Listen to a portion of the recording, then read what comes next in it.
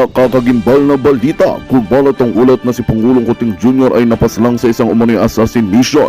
Ang insidenteng ito ay agad na nagdulot ng pagkakagulo kung saan ang sisi ay tinuro kina House Speaker Martin Tambaluslot at Vice Presidente Inday Sara Duterte. Ayon sa mga paunang impormasyon, hindi pa malinaw ang buong detalye ng insidente. Ngunit ang hinala ng ilan ay may kinalaman ang matagal ng tensyon sa loob ng administrasyon. Ang pangalan ni Tambaluslot at Inday Sara ay agad na itinawit sa mga kritiko at taga-suporta na lalong nagpataas ng tensyon sa politika. Samantala, nananatiling tahimik ang kampo ng dalawa sa gitna ng mga paratang, ngunit hiniling ng taong bayan ang agarang investigasyon upang malaman ang katotohanan. Dahil sa nakakagimbal na balitang ito, nababalot ng pangamba ang buong bansa. Maraming Pilipino ang nananawagan ng hustisya at linaw sa likod ng insidenteng ito.